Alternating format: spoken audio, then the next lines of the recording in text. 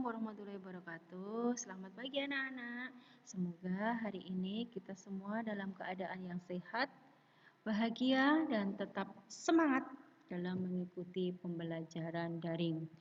Jangan lupa bagi kalian semua untuk selalu makan makanan yang bergizi, ikuti protokol kesehatan, selalu rajin cuci tangan, dan memakai masker jika berpergian.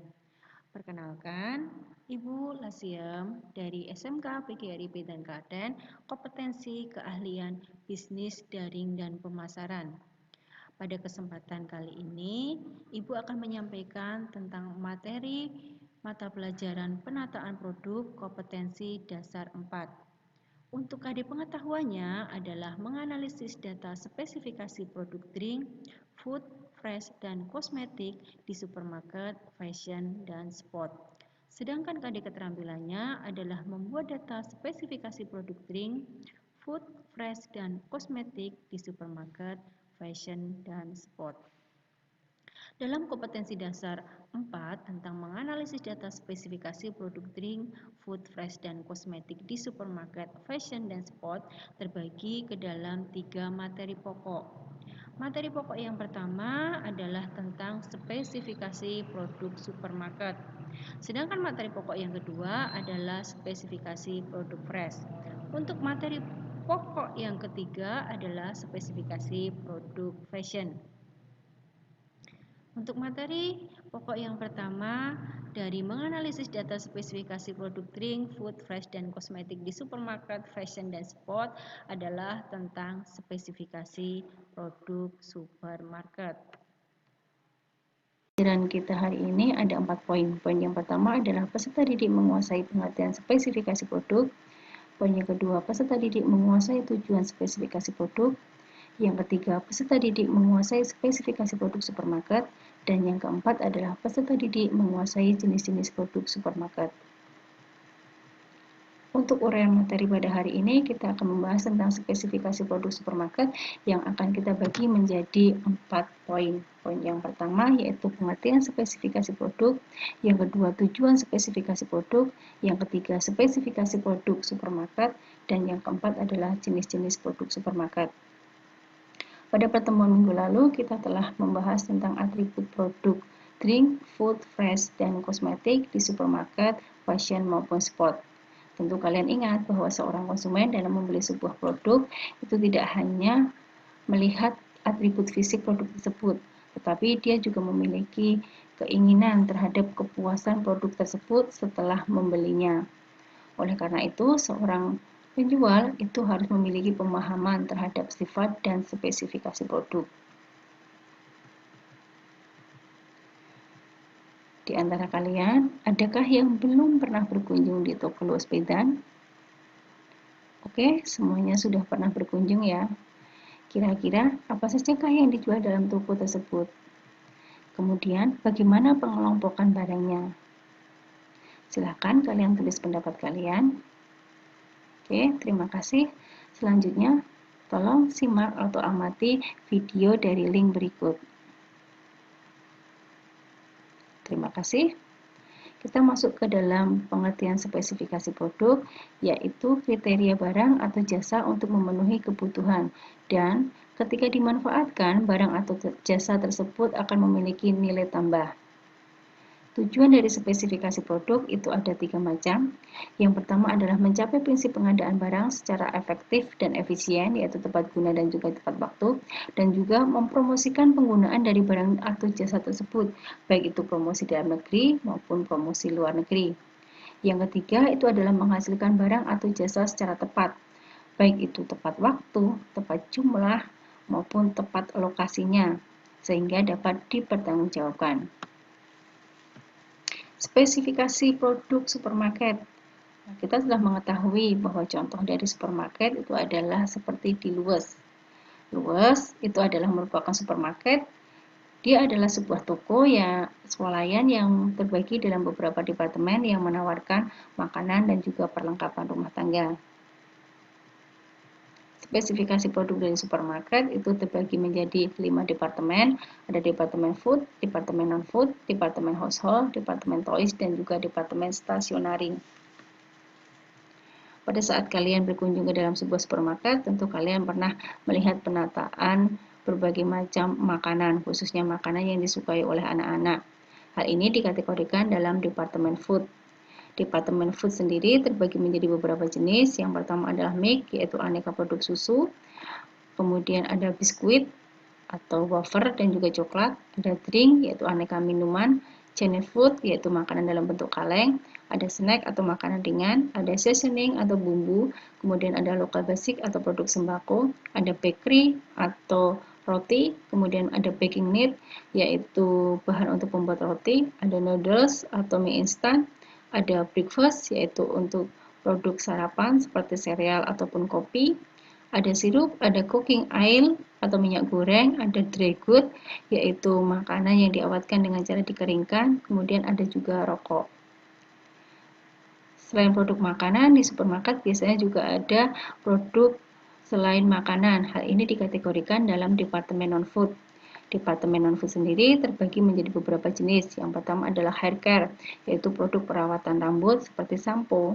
Kemudian ada body care, produk perawatan tubuh seperti sabun mandi. Ada mouth care, produk perawatan mulut seperti obat kumur. Kemudian ada skin care, produk perawatan kulit seperti hand body. Ada cleaning aid, yaitu pembersih untuk pembersih pakaian maupun pembersih lantai. Ada insect killer, yaitu obat pembunuh serangga. Ada pengharum ruangan, ada tisu dan juga ada kosmetik tradisional maupun kosmetik internasional dan juga obat-obatan. Contohnya adalah betadine maupun Hansaplast. Selain itu, di bagian belakang biasanya akan ada penataan produk yaitu perlengkapan rumah tangga. Dikategorikan dalam departemen household. Departemen household sendiri terbagi menjadi beberapa jenis.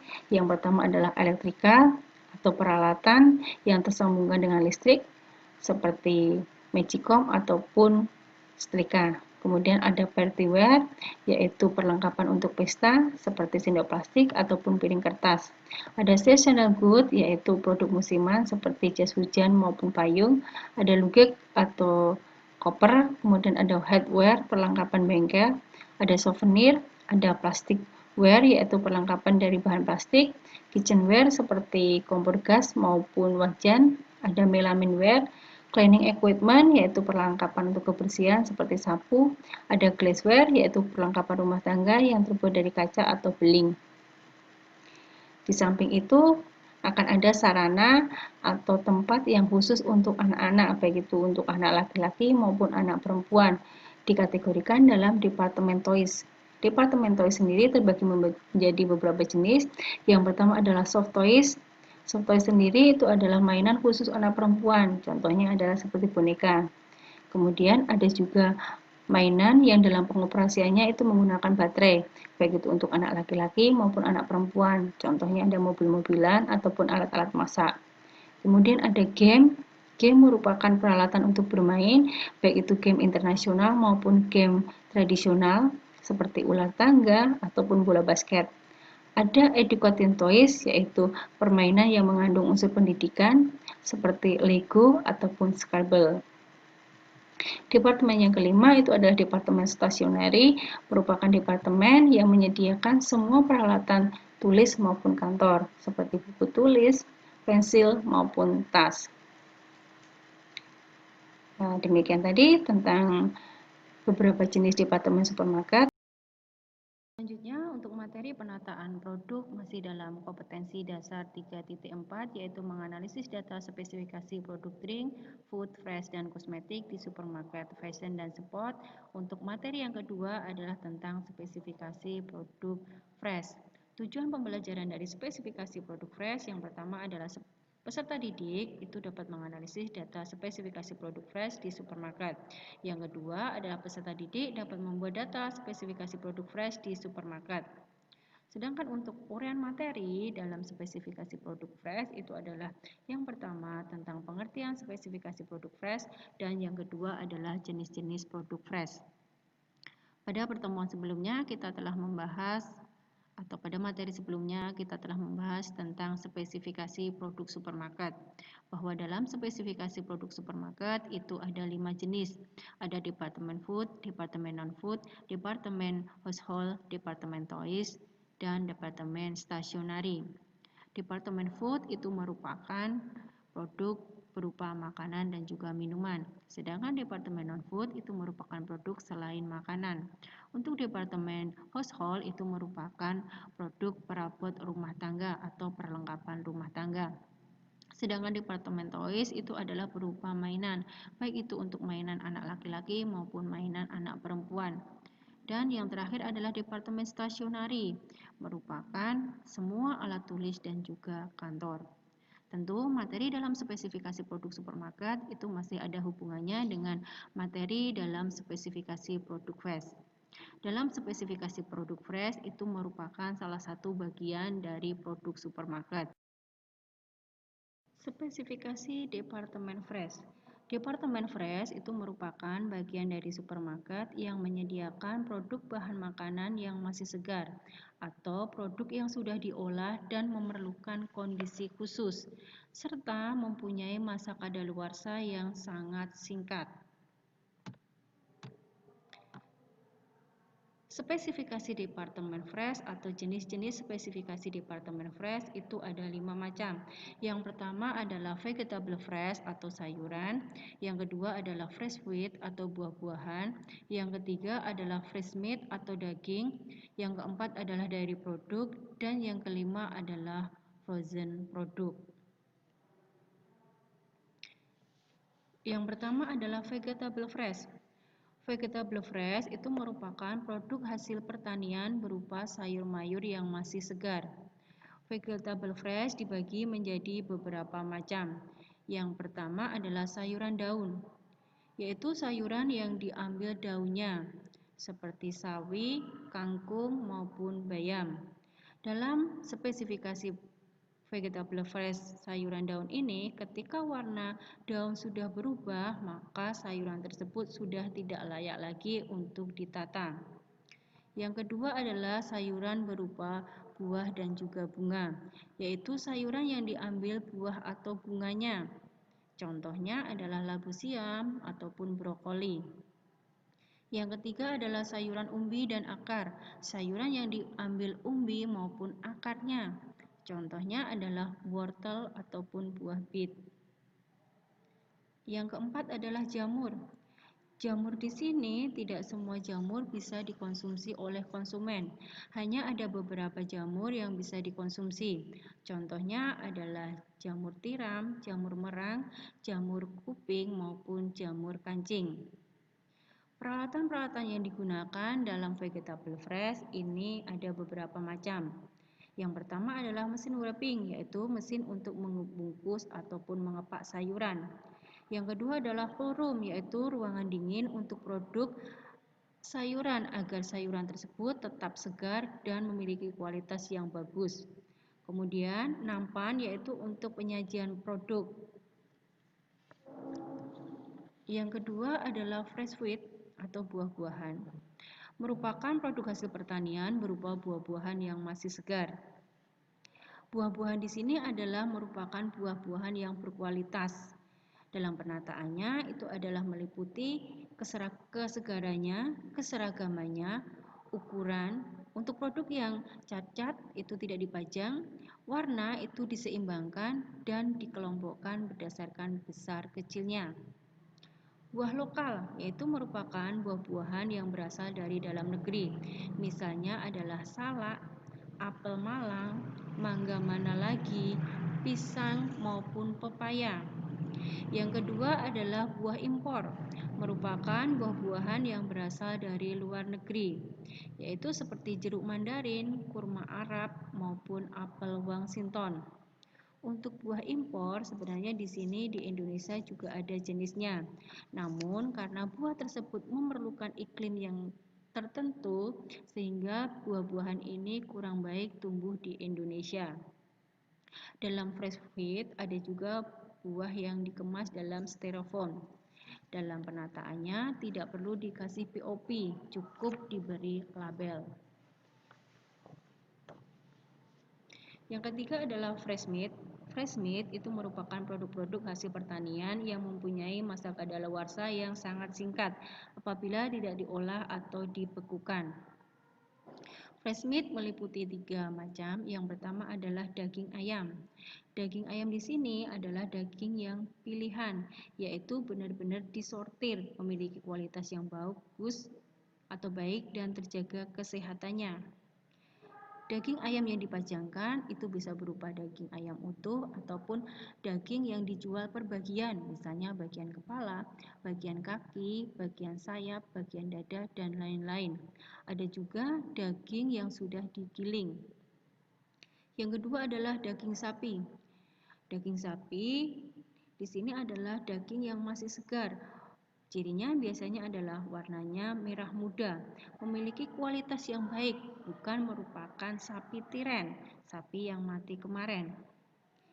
Dalam penataan daging sapi ini juga dipisah. Daging yang masih segar biasanya dipajang dalam showcase killer, yaitu dengan suhu 16 derajat sampai 20 derajat Celcius.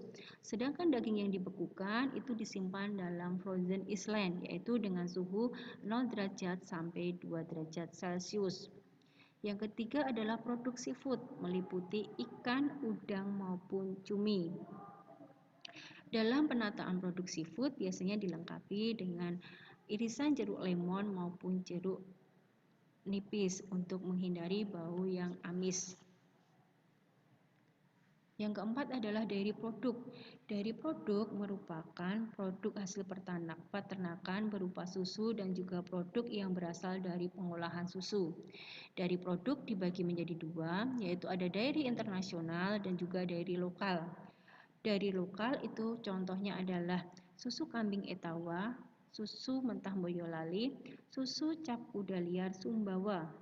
Sedangkan dairy internasional ini hampir sama dengan dairy lokal, namun sudah mengalami pengolahan dan pengemasan yang sudah modern. Contohnya adalah yogurt, butter maupun keju. Yang kelima adalah frozen produk, yaitu merupakan barang-barang hasil produksi pertanian maupun peternakan yang telah dibekukan. Misalnya adalah daging yang masih segar atau daging yang baru datang dari supplier ataupun sayuran-sayuran yang masih segar. Macam-macam dari frozen produk, yang pertama adalah chicken nugget, bisa berupa sosis, kemudian daging beku, yaitu yang disimpan dalam frozen island dengan suhu 0 sampai 2 derajat Celcius. Kemudian adalah sayuran beku. Sayuran beku di sini merupakan sayuran yang sudah dipotong-potong, siap disajikan dan disimpan dalam frozen island. Dan yang kelima adalah produk es krim. Dari yang ketiga, dari penataan produk kompetensi dasar 3.4 tentang menganalisis data spesifikasi produk drink, food, fresh, dan kosmetik di supermarket, fashion, dan sport, maupun untuk KD keterampilan 4.4 membuat data spesifikasi produk drink, food, fresh, dan kosmetik di supermarket, fashion, dan sport. Materinya adalah tentang spesifikasi produk fashion. Tujuan pembelajaran dari materi spesifikasi produk fashion yang pertama adalah peserta didik dapat menganalisis data spesifikasi produk fashion. Dan yang kedua, peserta didik dapat membuat data spesifikasi produk fashion. Sedangkan uraian materi yang akan kita bahas itu ada dua macam. Yang pertama adalah tentang pengertian spesifikasi produk fashion dan yang kedua adalah jenis-jenis produk fashion. Dalam produk fashion ini terdiri dari beberapa kriteria mengenai produk fashion. Departemen Fashion, produk fashion itu merupakan produk dengan ciri khusus yang mewakili style yang sedang tren dalam kurun waktu tertentu. Dalam spesifikasi Departemen Fashion terdiri dari beberapa kategori, baik untuk laki-laki maupun untuk perempuan. Karakteristik dari sebuah produk yang dikatakan fashionable itu ada tiga macam. Yang pertama adalah konsumen itu mau meluangkan waktu, uang, dan tenaga untuk mendapatkan produk tersebut. Yang kedua, merupakan produk yang dapat mempertinggi image retailer dan juga traffic konsumen. Maksud dari mempertinggi image retailer di sini adalah merupakan kepribadian dari suatu usaha retail atau toko yang melekat di benak konsumen, sehingga dapat menggambarkan apa yang dilihat dan dirasakan oleh seorang konsumen terhadap toko tersebut. Sedangkan trafik konsumen di sini merupakan lalu lintas dari seseorang atau konsumen dalam mengunjungi sebuah toko atau sebuah produk. Semakin tinggi trafiknya, maka akan semakin fashionable kategori produk tersebut. Yang ketiga itu adalah produk yang berbeda dalam hal style. Pembagian produk fashion ada dua macam, yaitu ada barang putus dan barang konsinyasi. Barang putus itu merupakan barang yang dibeli dengan sistem putus. Artinya, segala sesuatu setelah barang tersebut dibeli oleh seorang konsumen itu menjadi risiko konsumen. Yang kedua adalah barang konsinyasi. Barang konsinyasi merupakan barang milik supplier yang dititipkan. Barang ini biasanya ditempatkan di sebuah konter dan dijaga oleh seorang SPG. Dan SPG tersebutlah yang bertanggung jawab terhadap barang dan pelayanan terhadap konsumen. Jenis-jenis produk fashion ada beberapa macam. Yang pertama itu adalah pakaian pria. Pakaian pria dewasa ada jenis setelan jas ataupun blazer, ada jas luar dan juga celana panjang. Kemudian kriteria varnishing, yaitu ada kemeja panjang, kemeja pendek, shawl, pakaian dalam, sweater dan juga piyama. Kriteria sportwear, yaitu ada t-shirt, kemudian ada celana olahraga, pakaian tenis, pakaian jogging. Kemudian yang ketiga adalah kriteria work clothes, yaitu overall, batik, celana panjang dan juga kemeja. Sedangkan jenis-jenis untuk pakaian anak laki-laki itu ada setelan, celana renang, jaket, pakaian olahraga, pakaian dalam, jeans, celana dalam, celana pendek, kemeja, kaos maupun rompi. Jenis yang kedua adalah pakaian wanita. Untuk pakaian wanita dewasa, kriteria yang pertama adalah legging, yaitu dengan jenis pakaian dalam dan juga pakaian renang. Kriteria yang kedua adalah dress, jenisnya ada terusan, kaos, celana panjang maupun celana pendek. Kriteria yang ketiga adalah evening clothes atau pakaian malam, yaitu jenisnya adalah pakaian tidur. Sedangkan yang keempat adalah kriteria suite, jenisnya ada setelan celana, blazer, rok, ada kulot dan juga rajut. Kriteria yang kelima adalah winter wear dengan jenis jaket, sweater maupun jaket tebal. Kriteria sportwear yaitu adalah pakaian senam maupun pakaian olahraga. Kriteria yang terakhir adalah maternity yaitu baju hamil, dress hamil maupun celana hamil. Untuk pakaian anak-anak wanita yaitu dengan jenis setelan, dress, celana, rok, pakaian tidur, ada rompi, kaos, overall, pakaian dalam, mantel atau sweater dan juga pakaian renang. Pakaian bayi dan perlengkapannya.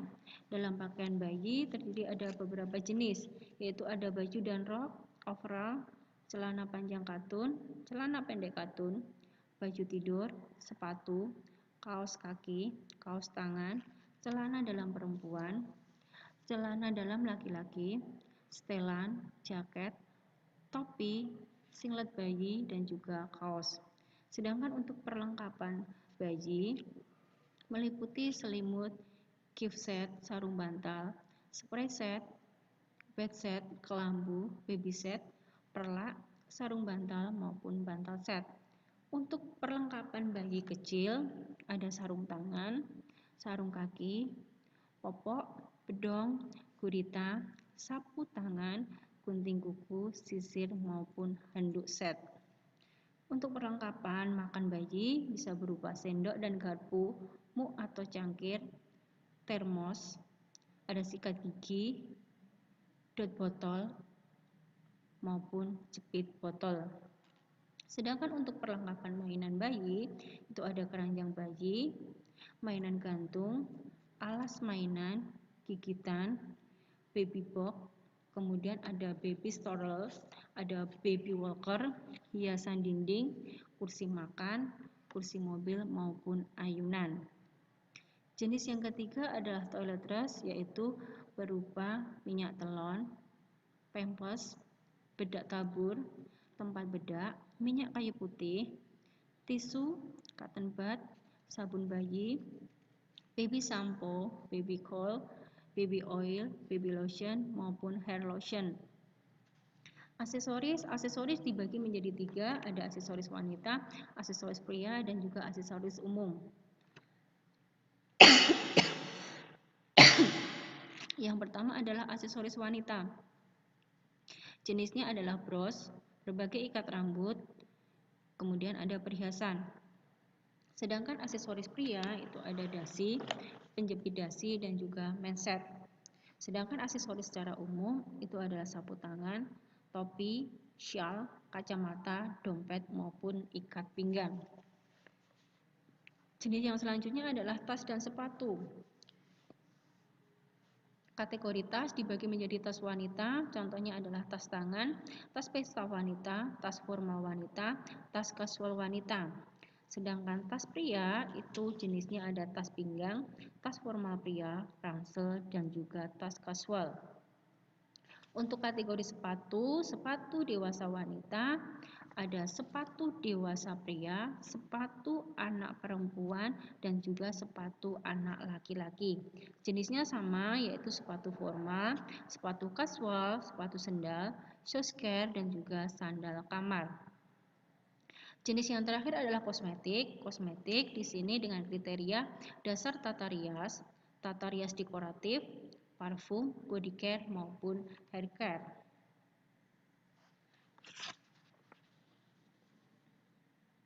Untuk data spesifikasi produk secara umum, ini perlu diperhatikan oleh seorang produsen, yaitu pada saat mengadakan kerjasama dengan reseller. Karena dalam pemesanan produk, biasanya seorang reseller itu akan meminta data rincian spesifikasi produk, agar seorang reseller itu memahami produk yang akan dipesan. Beberapa spesifikasi produk yang harus ada dalam rincian produk antara lain, yang pertama adalah nama produk. Nama produk itu merupakan nama yang digunakan untuk produk sederhana, namun dapat menggambarkan jati diri produk tersebut. Yang kedua adalah nomor SKU atau Stock Keeping Unit, merupakan kode unik yang diberikan pada setiap item barang, baik yang dibeli maupun yang dijual oleh perusahaan. Metode pemberian dari SKU ini menggunakan properti-properti yang ada pada item barang.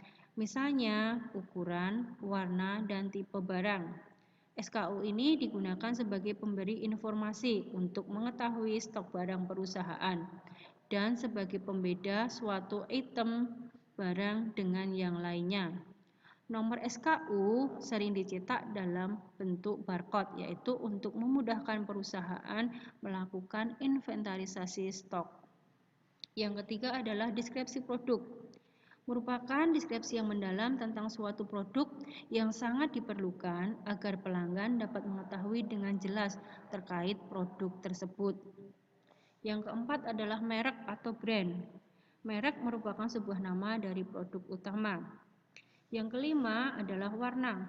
Warna merupakan spesifikasi produk yang diperlukan agar orang-orang yang ada di dalam gudang ataupun di dalam toko dapat dengan mudah mengidentifikasi produk dari bentuk fisiknya sehingga akan mempercepat kerja mereka. Yang keenam adalah bahan. Bahan di sini akan membantu seseorang yang ada di gudang atau di dalam toko dalam mengidentifikasi produk secara fisik dengan cepat.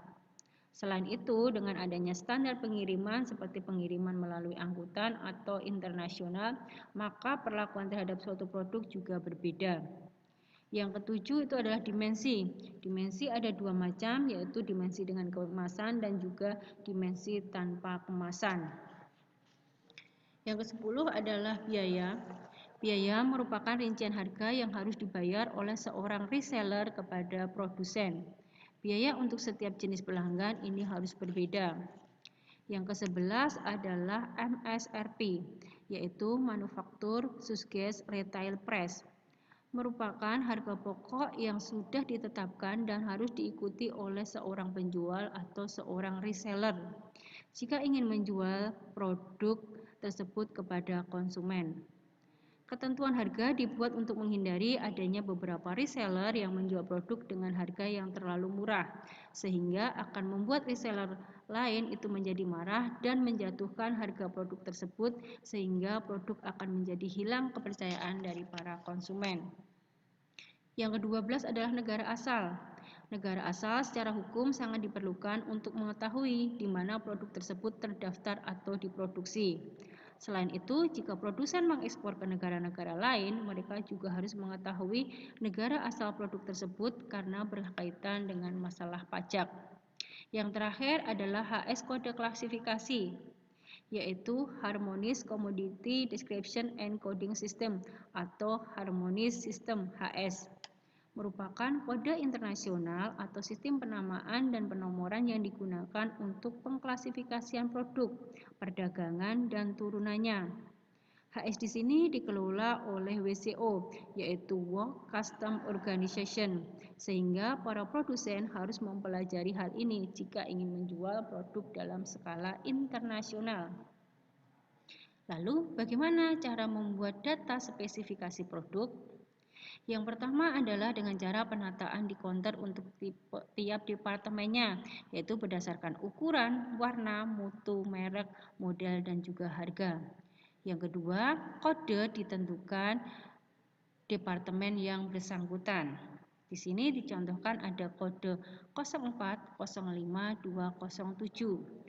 04 itu merupakan kode departemen, 05 merupakan kode counter, dan 207 merupakan kode jenis barang. Terima kasih, demikian tadi adalah materi tentang kompetensi dasar 4, yaitu menganalisis data spesifikasi produk drink, food, fresh, dan kosmetik di supermarket, fashion, dan sport. Semoga bermanfaat. Wassalamualaikum warahmatullahi wabarakatuh.